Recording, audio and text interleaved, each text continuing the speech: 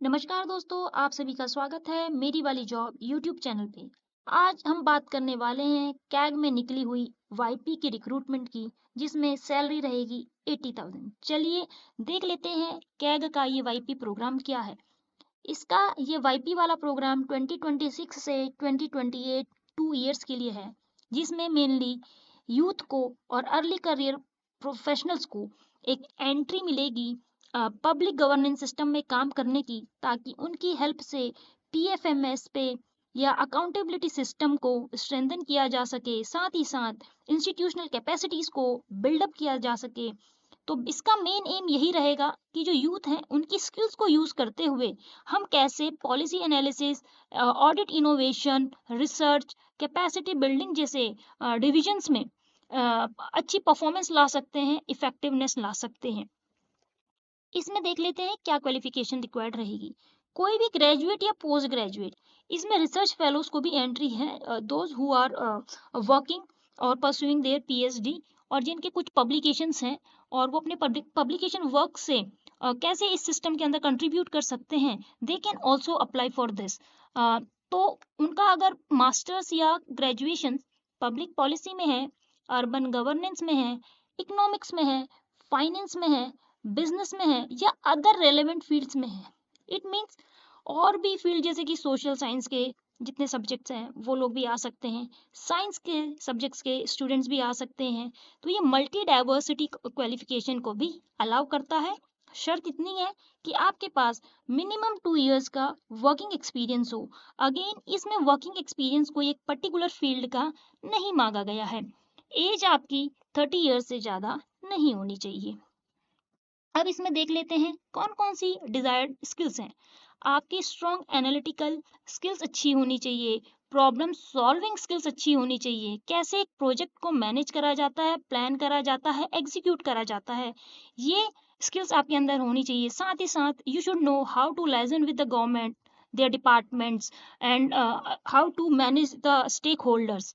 साथ ही साथ आपका verbal communication skill, documentation skills, reporting skills, presentation skills, ये सारी चीज़ें मैटर करती है। साथ ही साथ आपकी एडेप्टेबिलिटी देखी जाएगी, क्या आप complex, stressful, limited time zone के अंदर अच्छे से काम कर सकते हैं या नहीं। अब इसकी टेंटेटिव टाइमलाइंस की अगर बात करें तो फॉर्म तो स्टार्ट हो गया है 6 अक्टूबर से, जिसकी लास्ट डेट रहेगी 5 नवंबर तक की। और उसके बाद इसका पूरा राउंड 2 से राउंड 4 तक में एक सिलेक्शन प्रोसेस स्टार्ट हो जाएगा, जिसके अंदर आपके पास केस स्टडीज, डेटा असेसमेंट के असाइनमेंट्स आएंगे और उनका इवेल्युएशन करा जाएगा। उसके बाद आपका जीडी राउंड भी रहेगा और उसके बाद आपका इंटरव्यू राउंड भी रहेगा। और उसके बाद जब last 3rd week of December में कंप्लीट होगा तो most probably in the month of January इसका ओरिएंटेशन प्रोग्राम स्टार्ट हो जाएगा। अभी जो ये प्रोजेक्ट है इसका ये कोड है, और इस बार जो ये कैग का वाईपी का प्रोग्राम लॉन्च हुआ है वो अर्बन फाइनेंशियल रिफॉर्म इनिशिएटिव के अंदर हुआ है। और इसका स्ट्रक्चर ये है कि initially you will be given the offer letter for 1 year, and then it will be further extended for 1 year after the review committee submit the reports on this project. Location की बात करें तो CAG के जो regional offices हैं वहाँ पे all over India placement रहेगी। और जब आपका जनवरी में ज्वाइनिंग होगी तो इनिशियली आपको 5 डेज की ओरिएंटेशन और we can say the induction training will be provided. और उसके बाद टाइम टू टाइम आपको डोमेन एक्सपर्ट्स की हेल्प से वेबिनार्स और सेशंस मिलते रहेंगे। अभी देख लेते हैं कि कितनी वैकेंसीज आई हैं और कहाँ कहाँ आई हैं। टोटल 12 वैकेंसीज हैं, जिसमें से राजकोट आईसीएएल के अंदर 2 पोजीशन है और बाकी स्टेट वाइज पोजीशन है, जैसे कि एक पोजीशन बॉम्बे में है, एक लखनऊ में है, एक चेन्नई में है, राजकोट अगेन गुजरात में एक और है। ये वाली राजकोट की और लास्ट आईसीएल वाली ये दोनों अलग अलग जगह पे, यानी कि इन टोटल राजकोट में 3 वैकेंसीज हैं। पटना में एक है, कोलकाता में एक, भुवनेश्वर में एक, गुवाहाटी में एक, बैंगलोर में एक, हैदराबाद में एक।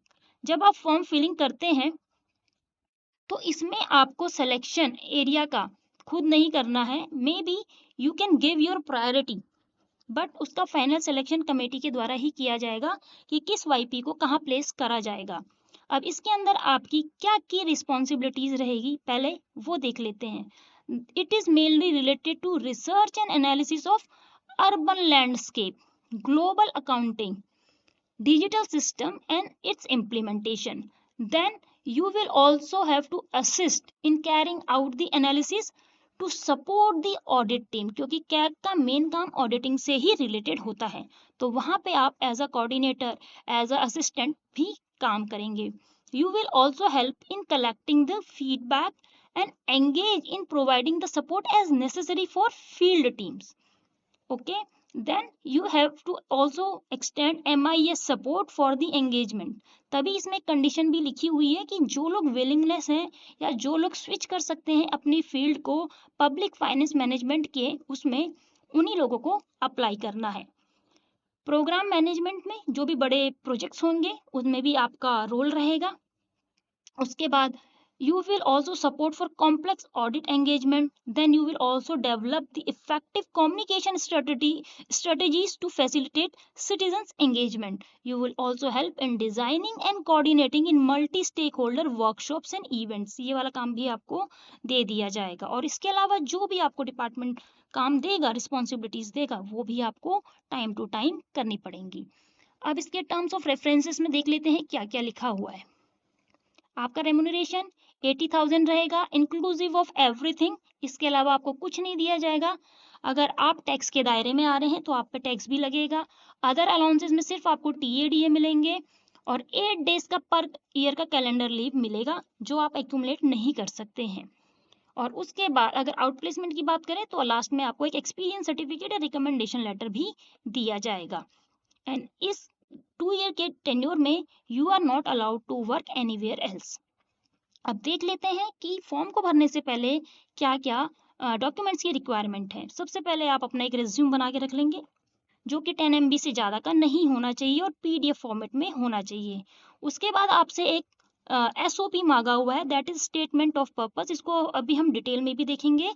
वो आपका 500 वर्ड्स के अंदर होना चाहिए, और साथ में आपके जो वर्क एक्सपीरियंस रहा है उसमें से आपको 2 प्रोफेशनल रेफरेंसेस देने हैं। इसमें आप कोशिश करिएगा कि जो आपका अभी करंट ऑर्गेनाइजेशन है एटलीस्ट वहाँ से एक रेफरेंस आप डालें, और एक रेफरेंस आप अपनी पुरानी कंपनी से भी डाल सकते हैं, बट बेस्ट यही रहेगा कि आप अपने दोनों रेफरेंसेस अभी की करंट ऑर्गेनाइजेशन से ही डालें। अभी स्टेटमेंट ऑफ पर्पस की हमने जो बात करी है इसको समझ लेते हैं कि इसे बनाना कैसे है। इसमें क्लियरली मेंशन है नोटिफिकेशन के अंदर कि आपको अपने SOP के अंदर क्या क्या डालना है। आपको ये बोला है कि अगर आप एक YP हैं then you have to tell how you will support the CAG in enhancing transparency and accountability in public financial management। जब PFM की बात हम करते हैं, पब्लिक के फाइनेंस को मैनेज करने की जब बात करते हैं, तो उसमें एज अ YP आप कैसे ये इंश्योर करेंगे कि उस पर ट्रांसपेरेंसी एंड अकाउंटेबिलिटी रहे। इसके कुछ पॉइंट्स आपको SOP में डालने हैं। साथ ही साथ you have to contribute to flagship projects. अब फ्लैगशिप प्रोजेक्ट में एक NMAM का प्रोजेक्ट है, ठीक है, और एक है TGS का। इसके लिए आपको अपना बताना है कि आप कैसे कंट्रीब्यूट कर सकते हैं, आपका क्या रोल रहेगा एज अ YP। और उसके बाद आपको research work, documentation work, data analysis work, policy review work का भी पार्ट बनाया जाएगा, तो उसमें आप कैसे एंगेज करेंगे। And how you will collaborate with other various regional offices which are functional wings, government departments and other stakeholders to implement this urban financial reform initiative। क्योंकि all over India सिर्फ 12 YPs ही work करेंगे, then they have to engage and liaison with the other government department also। तो उनके साथ आप कैसे collaborate करेंगे और ये इंश्योर करेंगे कि जो ये हमारा प्रोजेक्ट है अर्बन फाइनेंशियल रिफॉर्म के लिए वो अच्छे से इम्प्लीमेंट हो सके। अब देख लेते हैं इसे अप्लाई कैसे करना है। इसके लिए ये एक गूगल फॉर्म का लिंक है। लिंक पे क्लिक करने के बाद हमारे पास कुछ एक ऐसा इंटरफेस आएगा, और यहाँ पे आपको अपना ड्राफ्ट में स्विच कर लेना है अपनी उस ईमेल आईडी पे जहाँ से आप इसे फिल कर रहे हैं। नेक्स्ट आपको अपनी यहाँ पे ईमेल आईडी एंटर कर लेनी है। उसके बाद नीचे आपको स्टेटमेंट ऑफ पर्पस के लिए ये जो 4 पॉइंटर्स दिए हुए हैं that we have discussed in PPT also। उसके बाद आपको यहाँ I agree वाले पे चेक बॉक्स पे टिक मार्क कर लेना है। देन हमें नेक्स्ट पे क्लिक कर लेना है। नेक्स्ट पे क्लिक करने के बाद यहाँ पे आपसे एंगेजमेंट फॉर एप्लीकेशन पूछ रहा है, तो आप अर्बन फाइनेंशियल रिफॉर्म इनिशिएटिव पे लेंगे। Then you will choose your place of deployment, suppose I ticked as Patna Bihar, then I will enter my name, then I have to enter the father's name. यहाँ पे DOB आपको select कर लेना है। DOB select करने के बाद यहाँ पे आप अपना जेंडर सेलेक्ट कर लेंगे और नीचे आपसे nationality, permanent address, email and mobile number enter करने के लिए बोलेगा। After entering all the details you will click on next. अब ये आपका थर्ड इंटरफेस है जहाँ पे आपसे आपकी एजुकेशनल क्वालिफिकेशन के रिगार्डिंग पूछेगा। सपोज मैंने यहाँ पे अपनी बैचलर्स डिग्री इन मैथमेटिक्स डाली है, किस ईयर में आपने कंप्लीट किया है वो आपको फिल कर लेना है, और साथ में क्या क्या सब्जेक्ट्स आपने उस दौरान पढ़े हैं ये आपको थोड़ा सा डिटेल देना है। तो इसको आप अपनी मार्कशीट और डिग्री के अकॉर्डिंग देख लेना कि आपको कौन कौन से सब्जेक्ट्स फिल करने हैं। देन अपना यूनिवर्सिटी और इंस्टीट्यूट का नेम आपको यहाँ पे एंटर कर लेना है। देन अपना परसेंटेज और कौन से डिवीजन से आपने पास किया है ये आपको एंटर कर लेना है। उसके बाद आपको फिर नेक्स्ट पे क्लिक कर लेना है। जैसे ही आप नेक्स्ट पे क्लिक करते हैं तो अब आपके लिए फर्दर हायर डिग्री की डिटेल्स भी यहाँ पे फिल करने के लिए बोलेगा। सैंपल के लिए मैंने आपके सामने ये सारी डिटेल्स फिल कर दी। जैसे मास्टर्स में मैंने एमए पॉलिटिकल साइंस डाल दिया है, डिग्री कंप्लीशन का डेट मैंने यहाँ पे 2020 का डाल दिया है। पॉलिटिकल साइंस में यहाँ पे आपको सब्जेक्ट्स को डिटेल में फिल कर लेना है, अपनी यूनिवर्सिटी का नाम यहाँ पे फिल कर लेना है। देन उसके बाद क्या आपका परसेंटेज सिस्टम रहा है तो आपको परसेंटेज सिस्टम के अकॉर्डिंग यहाँ पे डिटेल्स फिल करनी है, और अगर सीजीपीए रहा है तो सीजीपीए के अकॉर्डिंग करना है। देन आपने किस डिवीजन से वो पास किया है उसे फिल करके आपको नेक्स्ट पे मूव कर लेना है। जैसे ही आप नेक्स्ट पे मूव करते हैं तो यहाँ पे अगेन आपसे आपने और कोई प्रोफेशनल कोर्सेज अगर करे हुए हैं उसकी डिटेल्स भी यहाँ पे फिल कर लेनी है। उसे आपने किस ईयर में कंप्लीट किया है वो आपको फिल कर लेना है। अगर आपने नहीं किया है तो आप इस सेक्शन को छोड़ भी सकते हैं। This is not a compulsory one, it is a desirable qualification. तो अगर जिसके पास नहीं है वो इसको नॉट एप्लीकेबल की कैटेगरी से भी फिल कर सकता है। यहाँ पे हम लोग इसे एनए की कैटेगरी से ही फिल कर लेते हैं। इसको आप 0 0 फिल कर लेना और यहाँ पे आप इसको एन कर देना। इसके बाद आपको नेक्स्ट पे क्लिक कर लेना है। नाउ अब आपको वर्किंग एक्सपीरियंस डिटेल्स फिल करनी है यहाँ पे, तो इसको हम one by one go through कर लेते हैं।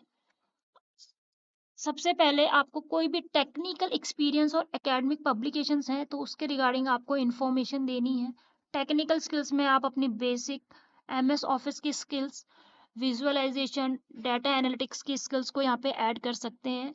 टोटल नंबर ऑफ एक्सपीरियंस यहाँ पे पूछा और आपने किस किस ऑर्गेनाइजेशन में काम किया है। Minimum 2 years of work experience is required in this form, तो आप उसके अकॉर्डिंग ही फिल करना। देन आपको यहाँ पे ईयर वाइज आपने कौन कौन से टास्क करे हैं ड्यूरिंग द लास्ट 3 years वो डिटेल में फिल करना है। अगर आपने किसी नेशनल लेवल या स्टेट लेवल बॉडीज के साथ काम किया है या इंटरनेशनल बॉडीज के साथ काम किया है आपको उनका डिटेल्स भी यहाँ पे फिल कर लेना है। उसके बाद लास्ट सेक्शन में आपको बोला है कि आपको अगर कोई इस तरीके का काम दिया जाए तो उसका एक्सपेक्टेड डेट ऑफ कंप्लीशन क्या रहेगा वो आपको यहाँ पे बताना है। नेक्स्ट करने के बाद यहाँ पे आपको ब्रीफली डिस्कस करना है अपना एसओपी को। तो ये एसओपी की वही स्टार्टिंग के 4 पॉइंट्स हैं और जो हमने पीपीटी में भी डिस्कस करे हैं इससे रिलेटेड अब आपको यहाँ पे अपना आंसर फ्रेम कर लेना है। जो भी आपका रेलेवेंट एक्सपीरियंस रहा है, आपका वर्किंग एक्सपीरियंस रहा है, आपकी क्वालिफिकेशन रही है, उसके बेस पे ही आपको ये अपना एसओपी फ्रेम करना है। देन अगेन आप इसे नेक्स्ट पे क्लिक कर लेंगे। यहाँ पे आपको अपने 2 प्रेजेंट के रेफरेंसेस डालने हैं, उनका नेम, उनका relationship with the referee and from how long you know that person. आपका करंट जो ऑर्गेनाइजेशन है उसका डिटेल। इसी तरीके से आपको 2 लोगों की रेफरेंसेस इसमें फिल कर लेने हैं। नेक्स्ट करने के बाद आपको सिमिलरली सेकंड रेफरेंस को भी ऐसे ही सेम डिटेल्स के साथ फिल कर लेना है। नेक्स्ट क्लिक करने के बाद अब हम देखते हैं इसमें आगे क्या आता है। इसमें आपको मांगा है अपना फोटो अपलोड करने के लिए, सिग्नेचर अपलोड करने के लिए एंड रिज्यूमे अपलोड करना है। Resume should be in the PDF form. Maximum limit इसका 10 MB का रहेगा। ये आपको फिल कर लेना है। नेक्स्ट पे क्लिक करके जो अब आपके पास डिटेल आएंगी, सिंपली यहाँ पे आपसे एक डिक्लेरेशन मांगा जाएगा। इस डिक्लेरेशन पे आपको चेक मार्क पे टिक कर लेना है, सेलेक्ट कर लेना है एंड सेलेक्ट करने के बाद फाइनली सबमिट पे क्लिक कर देना है। फॉर्म सबमिट होने के बाद आपके जीमेल में एक ड्राफ्ट आ जाएगा जिसको आपको फ्यूचर रेफरेंस के लिए रख लेना है। अगर आपको किसी भी तरीके की कोई भी डाउट या क्वेरी हो, चाहे वो इस फेलोशिप से रिलेटेड हो या फिर चाहे वो CMGGA फेलोशिप से रिलेटेड हो और आप 1-to-1 इंटरेक्शन चाहते हैं, तो आप इस जीमेल आईडी पर मेरी वाली जॉब @gmail.com पे डायरेक्टली मुझे मैसेज कर सकते हैं। मेरे फर्स्ट 3 कैंडिडेट्स के लिए फ्री कंसल्टेंसी रहेगी और उसके बाद एक मिनिमल से चार्ज पे 30 मिनट की कंसल्टेंसी पर कैंडिडेट को मैं प्रोवाइड करने की कोशिश कर रही हूँ। उम्मीद करती हूँ आपको ये वीडियो पसंद आई होगी। अगर आप ऐसी ही वीडियोस के साथ अपडेटेड रहना चाहते हैं तो चैनल को लाइक, कमेंट, शेयर और सब्सक्राइब करें। मिलते हैं नई वीडियो में नई वैकेंसी के साथ। धन्यवाद।